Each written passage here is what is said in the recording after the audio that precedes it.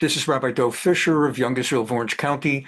If you're catching us on YouTube, we hope that you'll consider both sending the link to other people so they can learn about it too, and secondly, becoming a subscriber to the channel. And that way you'll be up to date on classes we're teaching and other public comments we're making on issues of the day. So we were learning that the Navi Natan had come and gave David a dressing down.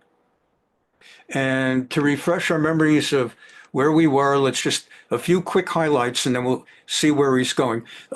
Natan presented David with a metaphor where he basically told him a story. He said, I'd like your input on the following. There was a man who was very, very wealthy. He had tremendous amount of cattle and flocks of sheep, and he had everything. And there was another man who was very, very poor. He barely had one little sheep that was practically a pet, not even something to eat or to draw milk from, or cheese or wool, just like a little pet for himself and his family.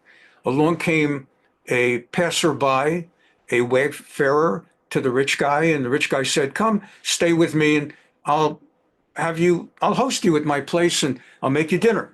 And rather than the rich man pulling one of his own sheep, he took the small little sheep pet from the nearby poor man, killed that sheep and made dinner out of it. And Natan comes to David and says, what should be the judgment in a case like that? What do you make of that? And David was furious upon hearing it and said, a person like that is ben mavethu. A person like that should be executed. And then Natan said, that's you. You're that rich man. You're the one who had no lack of sheep and essentially no lack of wives. And here was this one man, Uriah, the Hittite, who had one wife. And you took his wife. And then you killed him too. And you left him with nothing. And you had everything. And if you had wanted more, you just had to ask God. And God would have given you more wives. And he would have given you more of anything you wanted. And yet you took it from him. And so what's the judgment you said? You said a person like that deserves to be killed, executed? Well, here is God's judgment. So that's what we covered last week. Let's look more carefully into the text and into the commentaries thereof.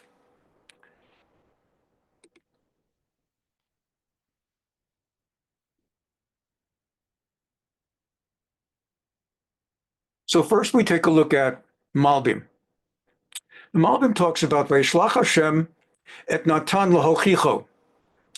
And God sent Natan, for the purpose of really laying into David and setting things very, very clearly. Ki David haya bazet sadik be'enei atzmo. David had emerged from the whole incident thinking to himself, well, it got messy, but I didn't do anything wrong. I mean, under the law, she had gone to the mikveh. She was technically divorced. Meanwhile, he was technically in rebellion. I am technically allowed to execute people in rebellion simply by command. I didn't do anything wrong. It might not seem so good, but I didn't do anything wrong. And really, isn't that how the law works in general? Where there are laws that are passed by Congress or by the state legislature, and then people hire lawyers to find them loopholes so that they can do things that are completely against the intent of the law, but that are legal. Like there's nothing illegal. What did I do wrong? That's most famous when it comes to tax loopholes. So on the one hand, theoretically, they pass and legislate new taxes to go after the rich. And in the end, the rich hire good tax lawyers. And they build into those laws the loopholes to fool the public. The politicians run on a promise to the public that we're going to soak the rich and you'll get their money. And so people elect candidates who promise them that they're going to go and get all of that money from the rich people who take all the risks in business, and they get wealthy because of the risks they take. In many cases, they earn it. I mean, maybe Bill Gates earned his money, Jeff Bezos, Mark Zuckerberg. Who stopped you from creating Facebook, Meta? Who stopped you from creating Twitter, or like Musk, creating spacecraft to go to? Who stopped you? This is a free country. Well, you couldn't figure it out, and he could. So they earned it. But let's soak them. Let's soak them and get all their money. So Congress promises tough taxes, right? And then, do you ever notice, well, it's changing a little now, but typically the rich who are going to get soaked, typically they vote for the Democrats. That's what it's been the last 20 years, if you look at it. So you ask yourself, why are they voting for the ones who are going to soak them? If they want to give their tax money that much to the poor, they could write a check you can write a check to Uncle Sam, to the IRS. Why do they vote for the people that are going to soak them? Because that's part of the deal. That's the same thing with Wall Street. Because the people who are going to write the bills that on the surface will soak the rich put loopholes into the bills that the public has no idea about. They fool the public. Yeah, they kept their promise. They just passed that rule. Now the rich are going to have to pay. And then a year later, you read these news items that say, this one paid no money last year, and this one paid no taxes, and that one paid no taxes. I don't get it. They passed all these new laws because they put in the loopholes. And then the lawyers find the loopholes. And they end up not paying. It always works that way. Well, David HaMelech, he followed the loopholes. As long as she's divorced and she's gone to a mikveh, and as long as he has expressed words of rebellion, so the tax laws intend to take the rich people's money and give it to the poor, and like socialism, it never happens. And the halakha intends to prevent a man from taking someone else's wife and doing what David did, but there's a loophole. The thing is that God sent Natan to say that might work in a secular court, in a civil court, but it doesn't work in my court. And I want you to understand that. And so he sent Natan HaNavi to spell it out. It's hard stuff because the ramifications are enormous for the rest of his life. His life will never be the same because of this. David was a tzaddik, purely righteous. They can't convict me. You guys can't pin anything on me.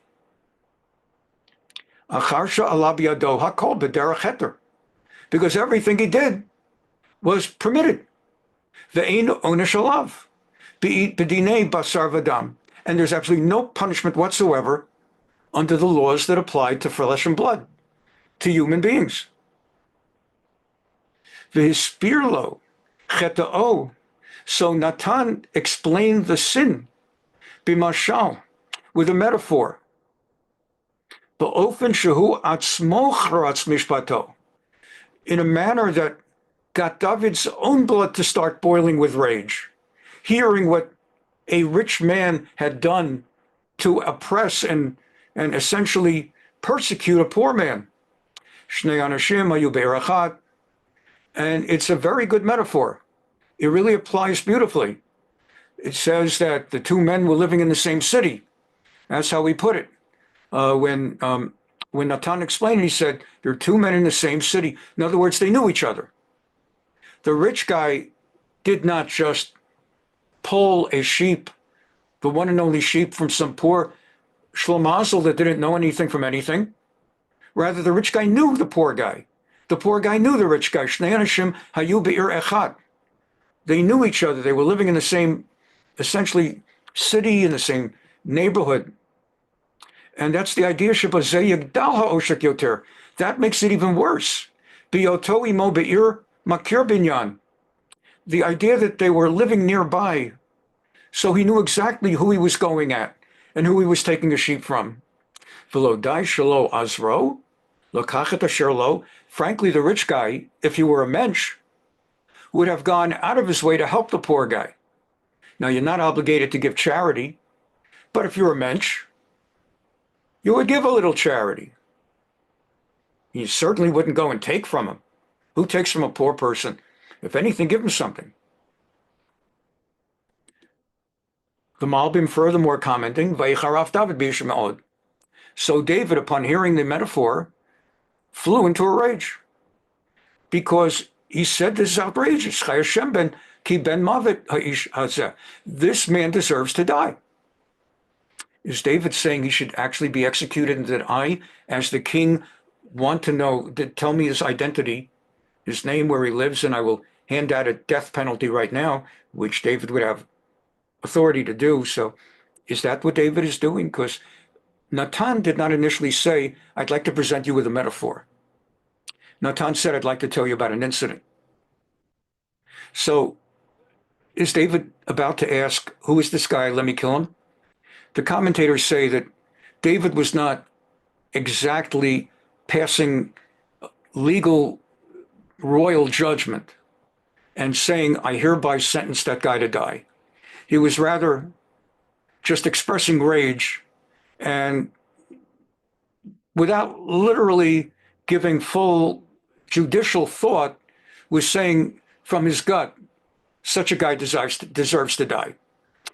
The implication being that if Natan would say, I know the guy's name, I know the guy's address, do you want to pass such judgment? David might have said, well, let me think a moment.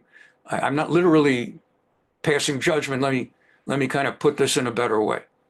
But that's his first reaction. Enormous outrage. Go to kill this guy. And that's the way that a lot of people talk sometimes. Did you hear what happened about the one who, let's say, attacked this one or that one, or pushed somebody off a New York City subway platform? Oh, they ought to kill that guy. And they really ought to. But then if someone would say, so are you saying that he should be executed? And you pause a little before you say yes.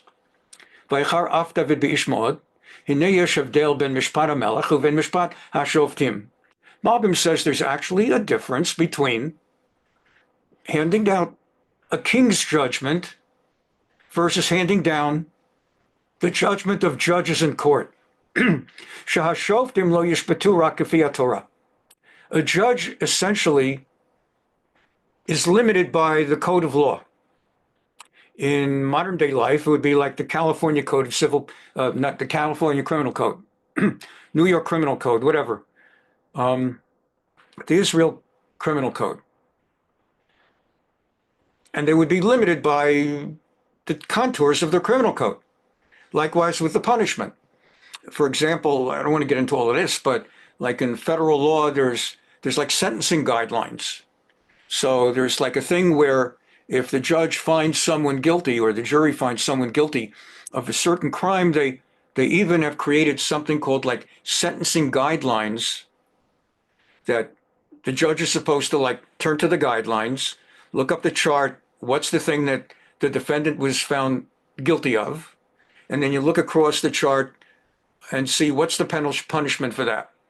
They did that because many years ago, there was a whole uproar that liberal judges would not hand down strong punishments for the same thing, that overly conservative judges would overdo it, and there was a movement towards creating a somewhat more equitable punishment system so that a judge's personal liberal or right-wing tendencies would be moderated a little bit by just some kind of objective guideline. So judges are limited. And again, within the United States system, even the guidelines, there's stuff to talk about. We won't get into that now. But a judge is limited. On the other hand, so in biblical times, judge is limited not by a code, There wasn't the Shulchan Aruch, there wasn't the Rambam, and there wasn't certainly the California Code of Law or any other state rather, there was the Torah. Torah is our constitution. Torah is our code of justice. So a shofet, a judge in those days of the judges and the kings, was limited by the contours of what the Torah says. But a king had no limits. A king really had an open thing. King could go beyond the contours of the Torah, beyond its boundaries. And we learned that in Rambam on Thursday nights months and months and months ago. If the king wants someone executed, that guy is executed. We even learned the case from the book of Kings, Melachim Bet, of that evil king Ahab, Achav, who was married to that evil wife, Jezebel, and he really, really wanted a particular guy's vineyard for reasons we won't go into now. We learned then. And the guy wouldn't give the king the vineyard, and he wouldn't sell the vineyard. And the wife basically told her husband, stop moaning about that you don't have the vineyard and you can't get it. Sure, you can get it. We'll set up some fake witnesses who testify that the vineyard owner blasphemed against God. They'll lie under oath, and then you can have him executed. And by law, all his property, if he perpetrates one of certain kinds of sins, rebellion, blasphemy, all of his property is sheets back to the king. The king gets all his property, and that'll take care of it. And the king did that. And the only reason the king ultimately got called out on it by the prophet Elijah, is that they had put up two people to commit perjury. But the king had that right, otherwise to take his vineyard. And so what Malbim is saying is that judges are limited, but the king has a complete opening. Therefore, Vayichar af David b'ish ma'od. When David gets really, really angry and furious and says, here's that guy should be killed. He actually had authority to have a guy killed for that. Asher tashkif al-pulah. Whereas when it comes to the judges, they've got to apply Torah law to the deed. Umishpat hagonev se utavacho charuch yishalem arbat son tachat aseh. Under Torah law, explicitly in the Torah, it says if a guy steals sheep and slaughters the sheep, upon being found guilty, he has to recompense the victim by giving him 4 sheep and other stuff. But he's got to repay 4 to 1. That's the law. Aval hamelech yishpot lefi hasha'ah ulefi hapoal. But a king is not limited.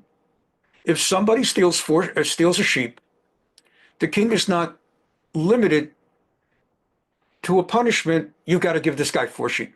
The king can decide the guy who stole the sheep was poverty-stricken, like Jean Valjean, who stole a loaf of bread and ends up in prison, in jail, for all that long time before the curtain goes down and he becomes the mayor. And so that's French law at that time. The king would have the authority to say, you stole a sheep, but you're so poor, and the other guy is so rich, and if we're going to rule by the king and not by the courts, I'm going to let you off, or I'm going to find you guilty of, and you should pay 4 sheep, but I have Rahmanis on you, have mercy, so I'll take the money out of the king's treasury, and I'll pay for the 4 sheep.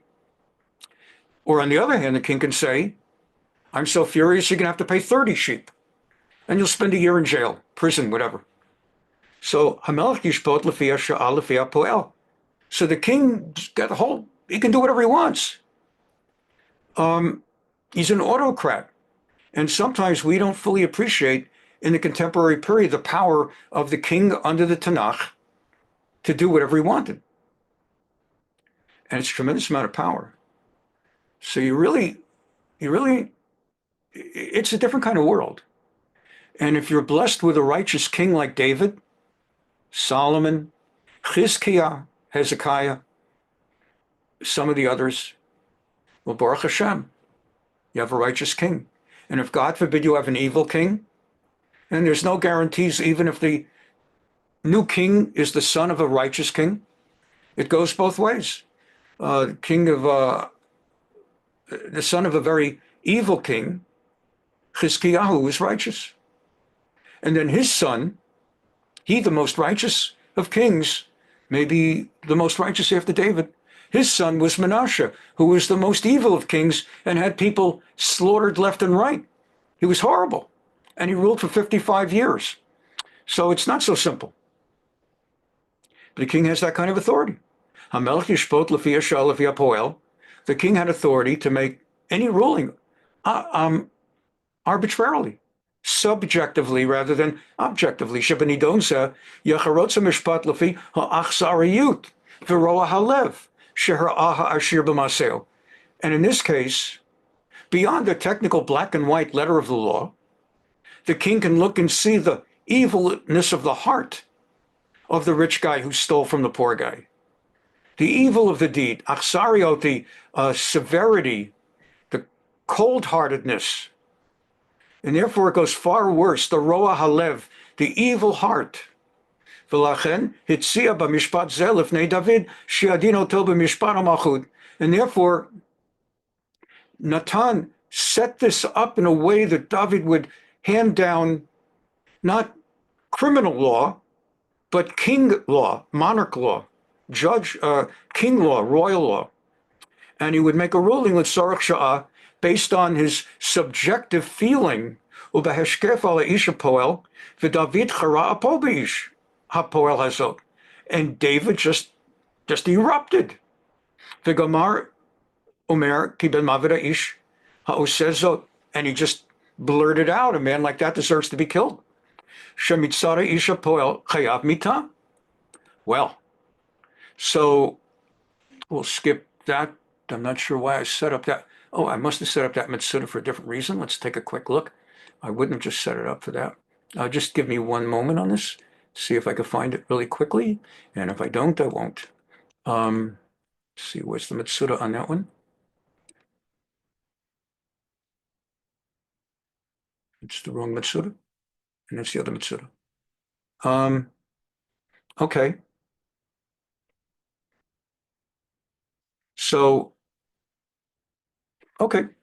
he's saying something similar where he's talking about number one, as it says, he brings you the pasuk in Exodus 21, verse 37. So what does it say? It says, let's take a look in Hebrew. He brings it with the pasuk from the Torah. It's mamash Torah law. Ki gnov ishor oseh utavacho omacharo. If someone steals an ox or a sheep and slaughters it or sells it, chamisha bakar yishalem tachat ashur. For stealing an ox, you have to repay with 5 oxen. The arbat son tachat aseh. And if you steal a sheep, you have to pay 4 sheep in return for the sheep. Arbat time. Okay? And we continue. So what we have here is, well, let's see if I want, okay, that will come to in a few moments. So getting back to the text. So Natan is saying, after getting the ruling by David that this is what should be done to this guy, that at Akivsaya Shalem Abatayim, that David says he should have to repay the sheep 4 times because he did this horrible thing. Natan says to Taha'ish, you are the man. And this is what the Lord God has sent me to tell you. I ordained you and I sanctified you, anointed you with the oil through the prophet Shmuel to be the king, and I've always helped you, and I saved you from King Saul, and I gave you his house. And you want women? I gave you women. I gave you all these wonderful women. What did he give him? So we talked about it last week. Let's refresh our memories. How much he was given on the subject of practically of a harem. That he was given both on the one hand, Beit Adonecha. I gave you the house of your Lord, of your predecessor. I gave you the house of Saul. And I gave you his women. So who and what were the women? What are we talking about here? Let's take a look. First of all, let's see if we can find it. First of all, let's remember there's a halacha in the Mishnah in Sanhedrin. We learned this months and months ago, and so we did not focus on this little point in the middle of the paragraph. But some of the powers of the king. We learned, for example, you don't put a king on trial. You may remember we learned on a Thursday months and months ago about an incident where the court was supposed to put the king on trial or call him for a witness, and the king refused. The king showed up in court, and to testify in a Beit Din, in a court of Jewish law, under halacha, the witness has to stand while the judges sit in judgment as a panel of three, Beit Din. And they called in the king, and they told him, please stand. And he said, no, I'm going to sit. Who wants to make me stand? So he did not defy the subpoena. The king showed up at Beit Din, the time of the Talmud, and he looked at the court. Who wants to make me stand? And everybody backed down. All the judges backed down because they knew they'd end up getting executed. Getting back to the right of the king to have anybody executed whom he deems to be in rebellion. And again, I don't want to get into pro-Trump, anti-Trump, but just to give you that flavor, it's not even a matter of advocacy, political advocacy. It's a matter of using contemporary events to see how things work. Not anti-Trump, not pro-Trump. But look what Trump's doing right away. He's firing all the people that investigated him. Maybe they were right to investigate him. Maybe they simply were doing their jobs because Jack Smith told them to do it. Doesn't matter. All fired, all fired. And this is President of the United States within the Constitution. Imagine the king of Israel. You'd have him executed. And if you'll think, no, he's not going to do that. Oh, look what Trump's doing. Again, I'm not for it or against it as far as we're talking about, but this is what happens in the real world. The head of government has an enormous amount of power, all the more so the king. And so who wants to mess with him? And remember what happened? Seriously, that's why, the moment he becomes president, Jack Smith dismisses the cases. I think he dismissed one with prejudice. I think the DC one is without prejudice. Don't want to get into all that.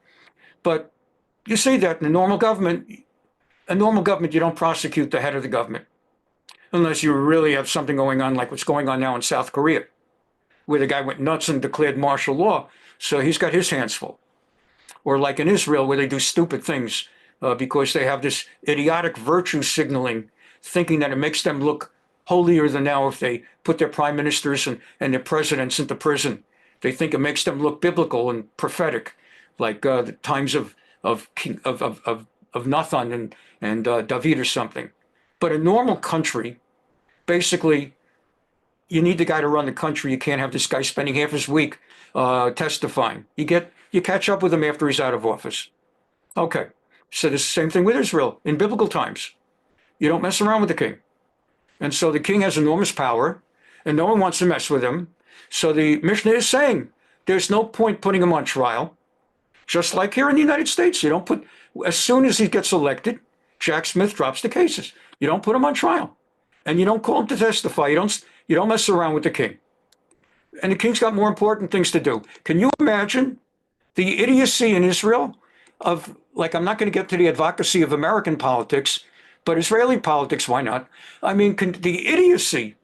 Here's the prime minister trying to figure out what are we going to do in the middle of a war with Hamas, and we're trying to get the hostages out, and we're trying to figure out how to do it without undoing everything of the last year's war. And you've got Iran looking to nuclearize and blow up Israel. And meantime, all these virtue signalers on Israel's left, let's tie up the prime minister in court 5 days a week, testifying because somebody gave him cigars. And they think that makes them look good. So the Mishnah is saying, lo dan v'lo dan enoto, the halacha, you're not allowed to call a king into court to testify, or even lo me'id v'lo me'id noto. He's not allowed to come and voluntarily witness, and you don't make him witness, and you don't have others witness about him. And it goes on and on and on and on. And furthermore, Rabbi Yehuda said, no se hamelech almanato shel melech. No one is allowed to marry the widow of the king. That's a halacha. I remember that I remember reading when the Shah of Iran died of cancer during the Jimmy Carter years. You remember all that for those that are old enough to remember that. I remember reading something like that the Shah's wife is never going to be able to marry anybody else again. And it was like a whole article that she's very beautiful and she's very rich, but nobody can marry her because once you're married to the Shah, you can't marry anybody else. Um, and uh, Same thing with the last King Hussein died. Also had a very pretty wife and all that stuff, and of course all the wealth that she inherits, and nobody's allowed to marry her. And in fact, if you remember back, this dates me, but the scandal when Jackie Kennedy married Onassis, the scandal, the wife of the President of the United States of America, who was assassinated and who was deeply loved, certainly by half the country, probably three-quarters of the country after the assassination. And she goes and she marries a Greek tycoon, and where's her patriotism and where's her, I'm not taking a position, I'm just saying this was so halakha, when the king dies, no one's allowed to marry his widow. But the Mishnah adds an exception. The new king is allowed to marry the widow. Interesting. And so when Saul died, he left behind two kinds of women, maybe two. He left behind wives. Many say he was married to only one single wife, quite a difference from David. He left behind one wife and some concubines. And nobody would be allowed, certainly, to marry that wife. And then there's a question, are you allowed to marry his concubines? And the general understanding is you're not allowed even to marry his concubines. And the exception would be the new king.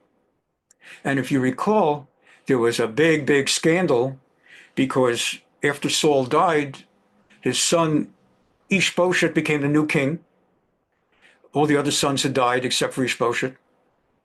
And Ishbosheth had as his chief of staff of his military Avner ben Ner, Abner, the son of Ner. And they were standing up to the newly rising David, who was the king in Judea with his capital in Hebron, ruling over the tribe of Judea, whereas Ishbosheth was ruling over the other 11 tribes, if you recall. And David had a chief of staff, Yoav ben Tzruya, for his one small kingdom.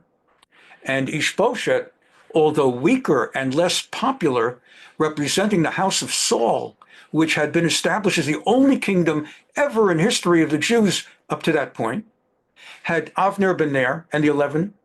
And then something came out that did Abner sleep with Ritzpah, the concubine of King Saul, while he's the chief of staff to Ishbosheth, the son of Saul. The father had left behind a concubine, and the chief of staff slept with the concubine. And Ishbosheth attacked him and said, "How dare you?" And then Avner said, "How dare you? I'm saving you. I'm supporting you. Without me, you don't even have an empire. You can't even hold your kingdom. How dare you to attack me?" And then Avner leaves and he's so furious, he goes over to David. Remember? He says to David, I'm going to go with you. And then there's that whole thing where Yoav blindsides him, ambushes him, and assassinates him. And that whole story. So no one was allowed to sleep with Ritzpah except maybe the king's successor, but that would be his son. That's all another thing. It's like the son sleeping with someone who slept with the father.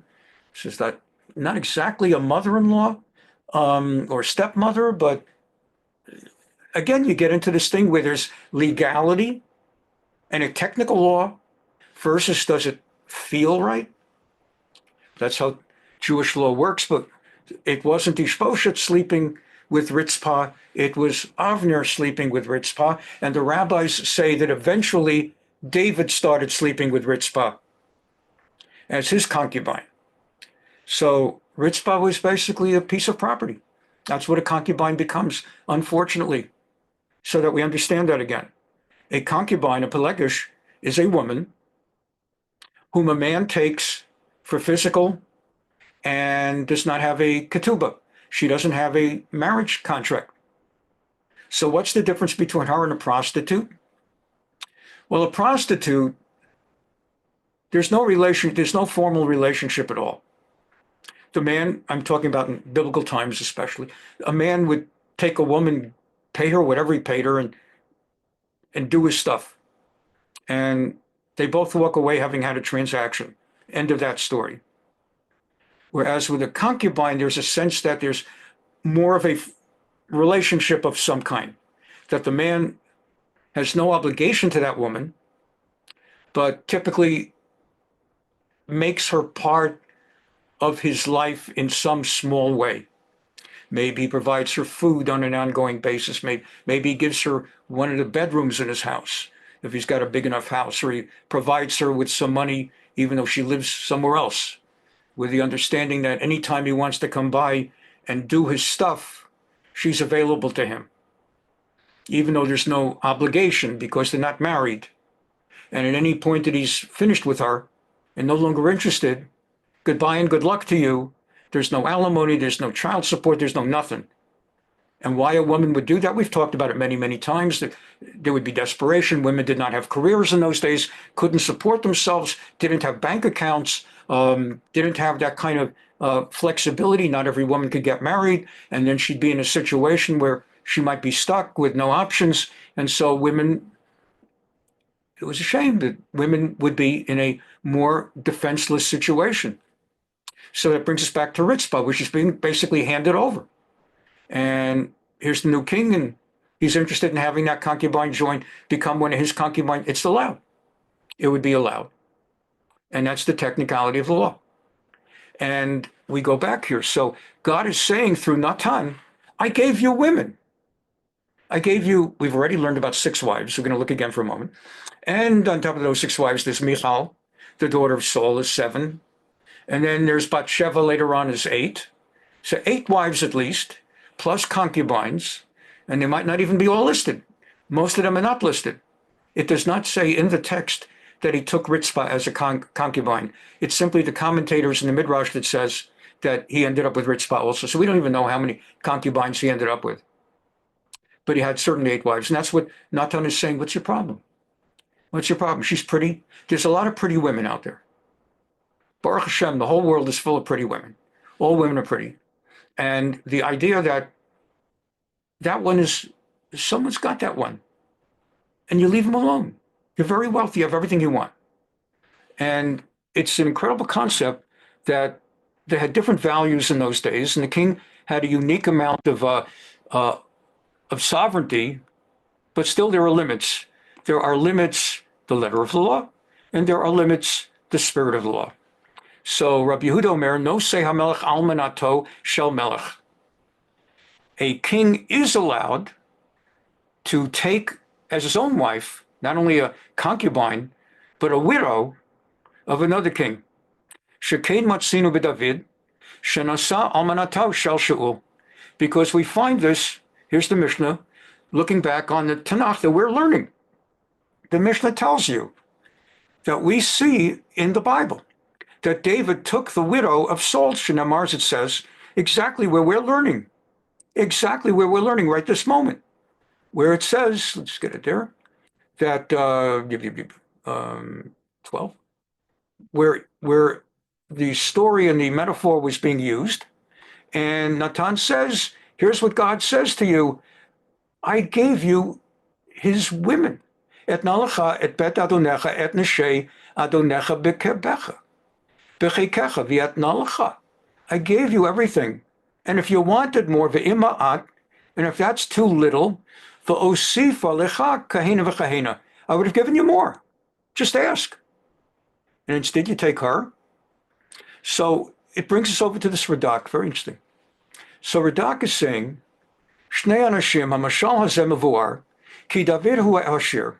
the metaphor is clarified by, after David is exploded with anger, Natan makes more clear, Shahayula Nashim Rabot, that David had many, many wives. Uriah ha'ish harash, shelo hayatalo ela ishto zot. And Uriah is the poor guy in the metaphor. He has only one wife. Umasha amar asher kana. It's interesting that Radak adds that in the metaphor, Natan said, Larash ein kol kim kisachat ketana asher kana. There's the rich guy, and the poor guy has only one small little lamb, ketana, small, asher kana, that he purchased. And Radak even picks up on the word purchased. For the very, very perfect parallel in the metaphor that when a man gets married, it's actually a purchase. Not everybody really kind of picks up on that, but in Jewish law, a marriage is different. A marriage is not romantic. Of course it's romantic, especially in the modern era. Of course you fall in love with your wife. Though, of course, in certain communities within Orthodoxy, particularly in the Haredi community, I'm not saying good or bad at all, God forbid, but many go to a shadchan, and the shadchan makes the match, the Yenta the matchmaker and fiddler on the roof, where she just makes matches, and people sometimes don't really know each other and they don't love each other, or they haven't at the outset. The halacha is, if the matchmaker makes a match and they're showing up at the chuppah, and now it's time to put the ring on the lady's finger, and if the guy looks at her and says, I really don't like this lady, or vice versa, the halacha is they don't get married. They're not allowed to get married. Not everybody knows that. But if a shadchan puts together a mix and the parents love it, under that chuppah, the rabbi's job, the Masader Kedushin, you have to ask the woman, do you really want to do this? And sometimes the people in the audience, the congregation laugh, because they're all invited to the wedding and it's all blah, blah, blah, blah. And there's the rabbi overheard saying to the bride, do you really want to do this? Are you doing this of your own free will? And the same thing when he asks the chatan, the groom. But actually it's a halacha on the rabbi, the Masader Kedushin. You have to make sure. You can't just take it for granted. You have to make sure right now under the chuppah before you do it, do you really want to do this? You just got to agree to be married. And then you ask the guy, do you really want to do this? You don't go and say, do you really love her? You don't go and, it's not a time for prenuptial discussions about why do you love her? How did you meet? But you do have to ask, do you really love her? Do you really want to do this? In fact, it's appropriate that when the guy puts the ring on her finger, the Masader Kedushin, certainly the way I learned it and the way I do it, is you then say to the woman, after the ring is on her right index finger, please curl your finger.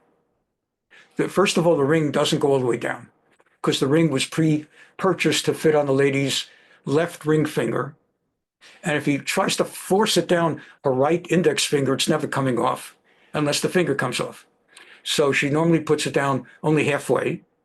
He puts it down, and then the rabbi encourages her to hook the finger as if to willingly take possession in public of that ring.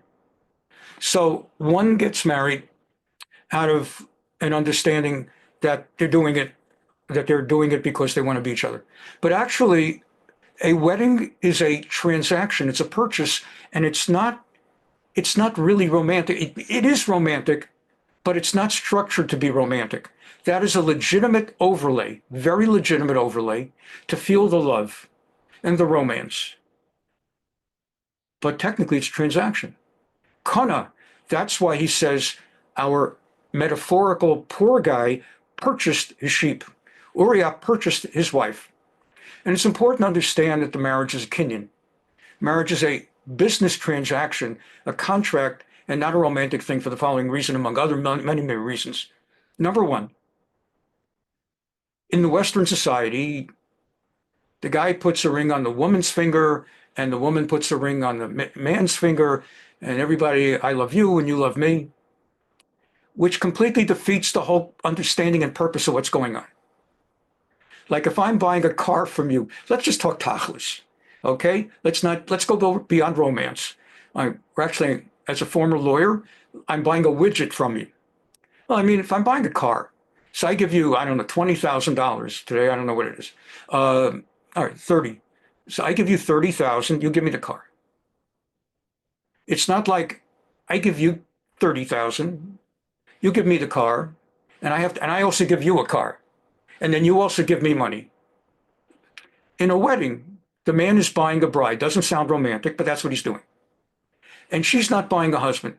Now, it might not sound like egalitarian, and we don't really want to go there in our class now, but no, that's what it is. It's a man buying a woman. Ki yikne ish, if a man buys a woman.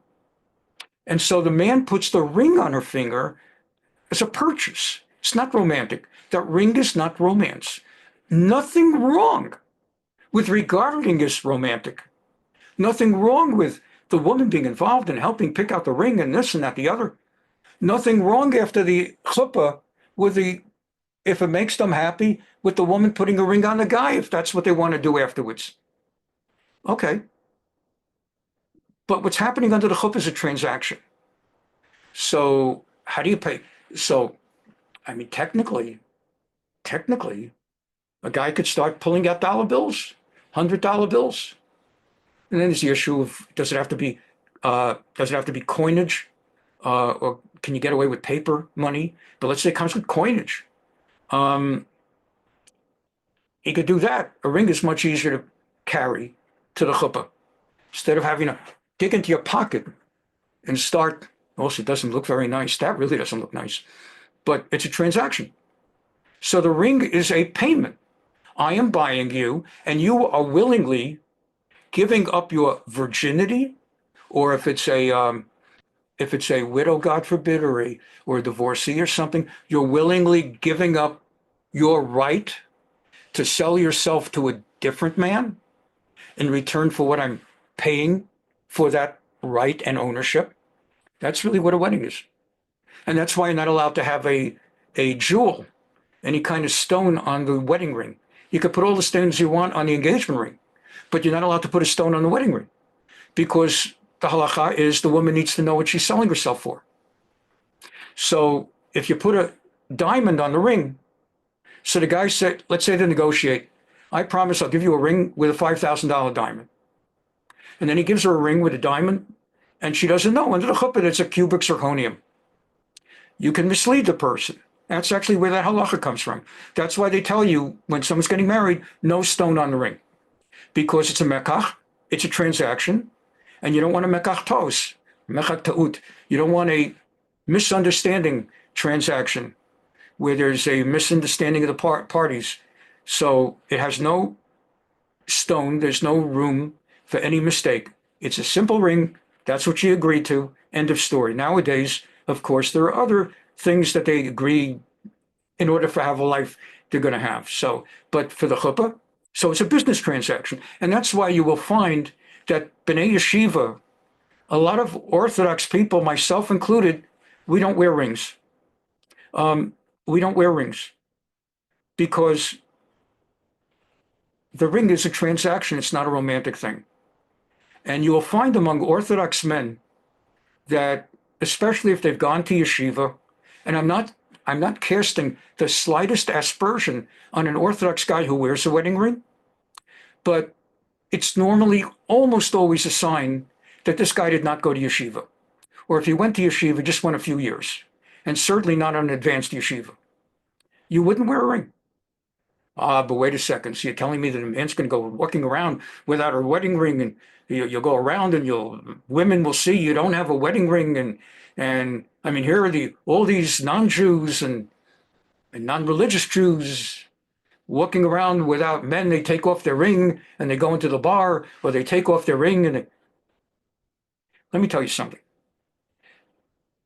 If you're wearing a yarmulke, you have tzitzis sticking out. I can tell you, either I'm the ugliest guy in town, nobody tries to pick us up. First of all, we don't go to bars, except for bar mitzvahs, and we don't go to bars, and we don't get picked up. No one picks up. Orthodox women don't try to pick us up, and non-Jewish women, they see the yarmulke, they think you're from outer space, and the ring, that's not anything. So that's what we need to understand here. So he's bringing out in the parish that deliberately Natan was talking about that we have a man who has bought a woman. So she's a property. He made a transaction. You're stealing something he bought. again, I don't want to downgrade the romance of it, but would you steal another guy's car? Would you steal another guy's house? Would you steal another guy's computer? Would you steal another guy's whatever? You're stealing something he bought. It's his property. So that's your transaction. By the way, since we went off on this for a moment, just one more thing. I've said this in the past, say it again now. A ketubah. So what is ketubah? Ketubah is not romantic. Ketubah is a prenup. Ketubah basically says that the man is responsible, obligated to provide for the wife's food, clothing, a roof over her head, shelter, and marital needs, physical marital needs. It's an obligation. And if he doesn't, and they get divorced, it says he's going to have to pay a certain amount. He's going to have to pay a certain amount of money in coinage of that time, in silver. And it's a standard. It's an Aramaic. No one knows what it means except for rabbis. Anybody could, but most people don't speak Aramaic. And so it's basically a prenup. I am obligated to provide you with food, shelter, clothing, marital needs. And if I don't, you can sue me and I got to pay you this amount of money. And it is an absolutely fascinating thing to see how that has become the thing to hang on the living room wall. And people spend more money on the ketubah than they do on the honorarium for the rabbi. So this is very personal. And they spend like they don't ask, like the rabbi's going to be Masader Kedushin, going to do the wedding. And by the way, if you'll have any questions between now that we've had our Kala classes with the Rebbitzin and we've had the Chassan classes, and if you'll have any questions between now and the wedding, don't hesitate to ask. And then like in come the phone calls and email. Rabbi, I have a very important question. Yes? Can you give me the name of like a well-known artist who does ketubas? That's probably the single number one question most Orthodox rabbis also are asked before the wedding. Okay, so now you have the ketubah, and they're spending $1,000 on the ketubah because it's going to end up in some Jewish museum someday, and they put it up on the living room wall. And a lot of people don't realize that the ketubah also, besides being a transactional document, not a romantic document, besides being simply a sale and a commitment, a prenup, the other thing is it identifies, is the guy a Kohen or a Levi? All right. And is the woman a divorcee? Is she a widow? Is she a convert? Or is she born Jewish and never before married? And they actually put in that word. Gior Tada, she's a convert. Matrach Tada, she's a divorcee. Almanut Tada, she's a widow. I've told this in the past that when I was rabbi in a previous community before I came down to Orange County, we had a lady in our shul. This is great. I loved her. Ellen Zichrona Levrach and I, we loved her. That she was the most Jewish person in the whole shul. It was a shul of a lot of Bali Tshuva. People didn't really have the background. And they thought they had the background, but you see, the only thing worse than someone not having background is someone without background who thinks they have background. Because then it's all kinds of things. Then you have this one without background who thinks she has background, telling the newcomer, you don't really have to tovel your dishes. That's the rabbi. He's crazy. You don't really have to tovel your dishes. I know because I went to yeshiva high school. Nobody tovels dishes. Then you have the convert comes to the rabbi and says, so-and-so told me she went to yeshiva high school and she never tovels dishes and nobody tovels dishes but you. And then you explain everybody tovels dishes except for her. Then you start getting in an argument with someone who went to yeshiva high school for 2 years and suddenly is post-second on whether you tovel dishes. And so anyway, this woman who's like, we loved her, Ellen and I, and she's like, but secretly she's convert. She'd converted before she moved to our community. And having moved into the community, we became friendly with all the families. The rabbi, people tell a rabbi, can you keep a secret? Can I keep a secret? Of course I can keep a secret. I'm a lawyer. Attorney-client privilege. Let's do it under attorney-client privilege. That way we won't tell anybody. Of course I'm a rabbi. Can you tell, look, rabbi, I'm converted. Okay, nothing wrong with that. So end of story. And we never told anybody. And everybody thought she's the most knowledgeable, and she actually was, because the one who studies for Orthodox conversion is the only one in the shul that ever learned Judaism. because they have to learn everything. They have to learn how to do Shabbos, have to do kashrus, they have to learn to go to tovel the dishes. And then it's pronounced tovel, it's not pronounced toivel, and it's pronounced mohel, it's not pronounced moil, and they're the only ones who know anything, not the yeshiva high school graduates. So everybody assumes she's the one most knowledgeable. Okay, and we're going to keep it a secret. No one's going to know. Blah, blah, blah, blah.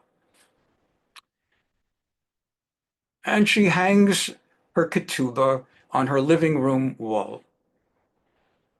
And she holds a house party, and everybody's at the party, and they're having a nice time. And the yenta in the shul, every shul has an official yenta. There's like a gabbai, there's a rabbi, there's the shul yenta. And so the yenta, who has the 2 years of yeshiva high school and knows all about that nobody toivels dishes, is looking around in the living room and notices notices on the beautiful ketubah in the living room wall that the hostess is a convert, because it says it in the ketubah. That's nobody's business, because that ketubah belongs in a safe deposit box that the woman has, and it doesn't belong in the living room wall. And then, of course, the yenta tells this one and tells that one. Everybody promises no one's going to tell anybody. And all of that happens because Natan HaNavi mentions kana. But it's important halacha. It's really important. These classes are for partly to teach Torah that's in the text, and partly to use them all as jumping off points to really fill your whole Torah-based knowledge with what real Judaism is in everyday life. So anyway, this is what Radak, I believe, is pointing out, that he's saying that kana, that it was purchased, that here's somebody who went ahead and he purchased. So let's go back. That's Radak. Okay. Uriah ha'ish harash shelo hayatalo el ishto zot. Okay. Umasha amar asher kana ki adam kona et ishto b'kedushin. And why does it say that he purchased the sheep, the goat, the kid, kid as in a lamb or whatever? Because it's a perfect metaphor. Uriah had purchased his wife, and so on and so forth. And he's explaining most of this we just said in some of the other commentators I've read, but just to help out this other point. David lo havin ki mashalhu. And David did not initially realize this is a metaphor. V'omar ki ben mavethu derech guzma. When David said the guy deserves to die, David was exaggerating. He wasn't being literal. Ki lo yitchayev adam mita ba'avur gezei laganeva. Because really, under Torah law, a person does not get the death penalty for stealing or robbing. Parentheses, with the exception of stealing or robbing a person. That's the reference in the 10 pronouncements, the 10 commandments. Lo tignov, what's it doing in the 10 commandments, the 10 pronouncements, Aseret Dibrot, where all the other pronouncements are capital crimes, blasphemy, idolatry, incest, they're capital crimes. So what is do not steal doing in there? The rabbis explain that refers to stealing a person, that's a capital crime, to kidnap a person. Okay. Aval afisha asa davar muchuar. Nevertheless, because the described incident was so disgusting and so horrific, Omar kiven mavidhu, he spoke in exaggerated terms that the guy deserves to die. Okay. Umarsha Amar Virakiv so Yeshalem Arbatayim Kefeilim Amishbatan. And interesting, Radak is saying that David, in saying what should be done, if I move this, I have to move that. So just take my word for it. That David was saying that the proper punishment is the guy should have to give 4 sheep to the poor guy, the guy in the metaphor. So Radak is saying he has to. In that situation, you have to give 4 sheep anyway. I just showed you the pasuk, the Torah command in chapter 21 of Sefer Shemot, the book of Exodus, that by Torah law, if you steal sheep, you have to repay 4 times.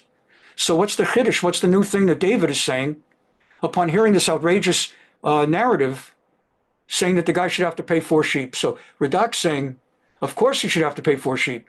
And what David is saying, you should have to give 4 sheep plus 4 sheep. You should have to give 8 sheep. Namely, Yishalem Arbatayim, you should have to give 4 sheep. Kiflayim, twice al mishpatan.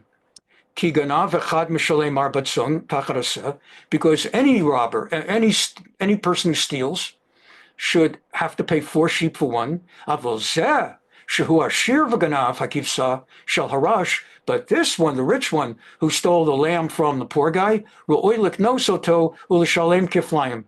For him, he deserves a double punishment, ekev asher asad davar hazeh, because he did such an evil thing. V'al asher lo chamala ha'ani, and because he did not show the slightest mercy on this poor person, ru'oy likanso sheyishalem daled. Therefore, you should have to pay. And here's the key to this one. Here's the key to this one. I'm going to have like one more commentary. We'll be done for the night. This business of paying 4 times. There's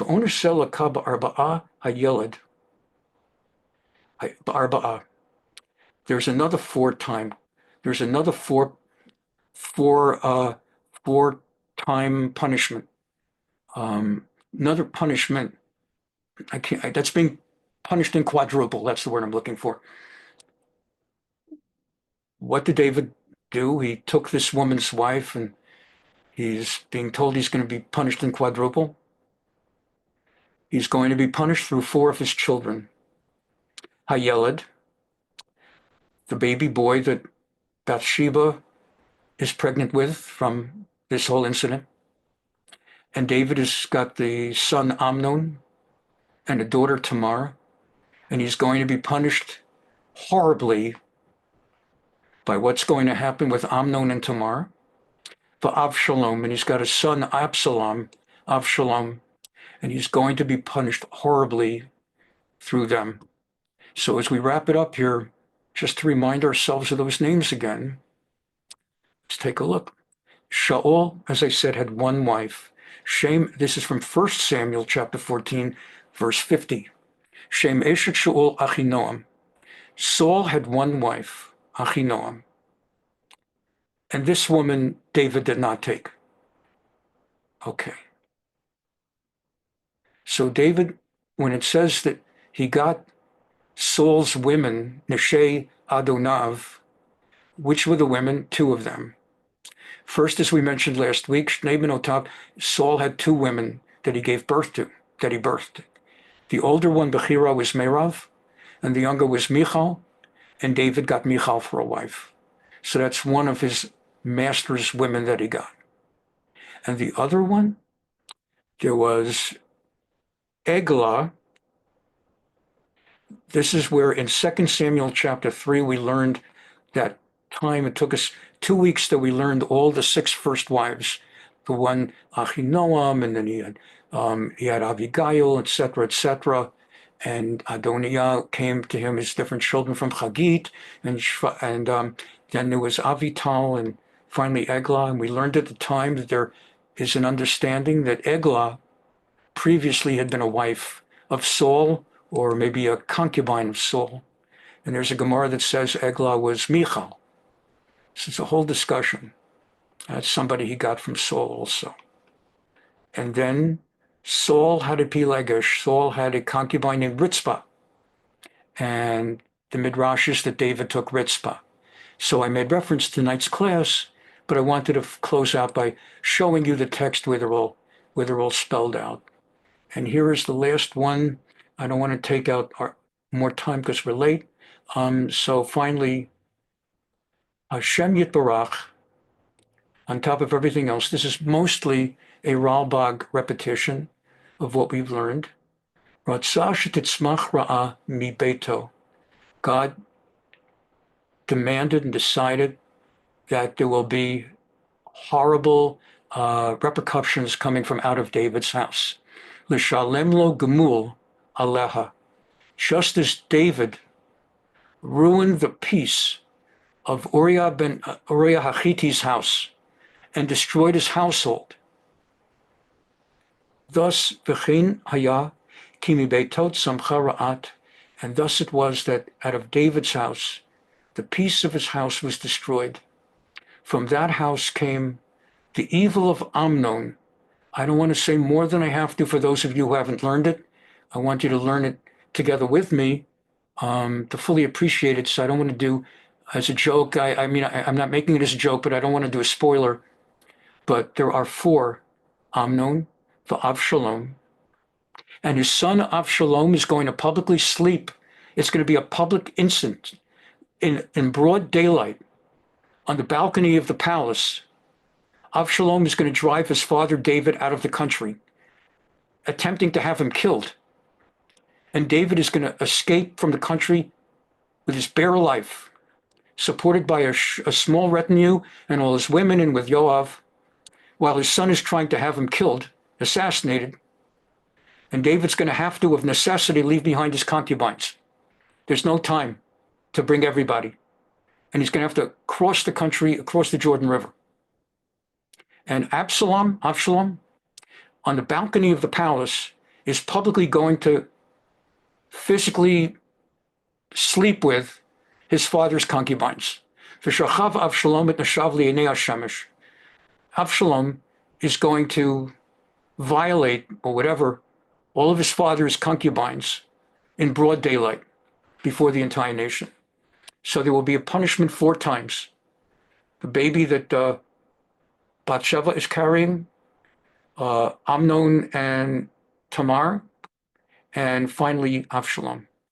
And I wish this unknown, of course, but let me tell you, as a rabbi, 40 years as a rabbi, I've had people call me and for pastoral care, and we sit and we talk, and sometimes it's this and sometimes it's that, and believe me, I've had my own aggravation in my life, and it's all normal. No one wants to know anybody else to know what's going on, but everybody has something. And one of the hardest and saddest things is when someone says to me, Rabbi, I loved that child so much. The day that this child was born was the happiest day of my life. I'm going to start crying. I'm not even thinking about my own kids. I'm thinking about the people who have come to me with this. And I took care of them when they were sick. And I still remember the time that they had roseola, or roseola. We couldn't figure out what was happening. And the child wouldn't eat it for 4 days. And I remember first time the child came home with this, and the first time they made me a handmade birthday picture. And the time my child did that, and this picture, I brought a picture with me, Rabbi, at their 7th birthday, and in high school. And we sent him or her off to college. And I paid for their college, or I took out loans, and we were so close. And then, whatever it is, either they ran into professors and campus things, or they married someone who was the wrong person to marry, and now my child won't talk to me. I owe $50,000 or $20,000 or $200,000 for their college tuitions and graduate school, and I have all my dreams and hopes, and they were the dream of my life. And I spent my whole life building a business, Rabbi, so that if they wanted it, they could have it afterwards, or if they didn't want it, they could sell it and have a Yerusha, have an inheritance. And now they won't talk to me, and they won't let me see the grandchildren.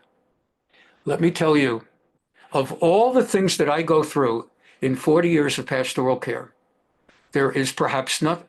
People come to me and tell me about deaths.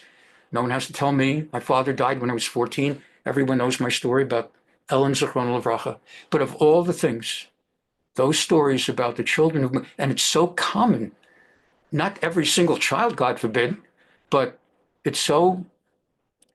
And for David, I just want you, as I close tonight's class right now, I want you to understand the depths of this punishment. He's got a household of children, and 4 of them, what happens with Amnon and Tamar, that alone, I don't wish that on the worst person. And then Avshalom tries to kill him, assassinate him, throw him out of the country, and sleeps with his concubines. This is what David gets as part of his package of punishment for the incident with Batsheva that was legal according to the law. It's really something that's jarring and something to think about. But the way he takes to the punishment, that's the answer to the question I'm asked. How is it that he's the one who's the progenitor of Mashiach? Because the way he accepts for the rest of his life what he's going to have to incur. That's what makes him righteous.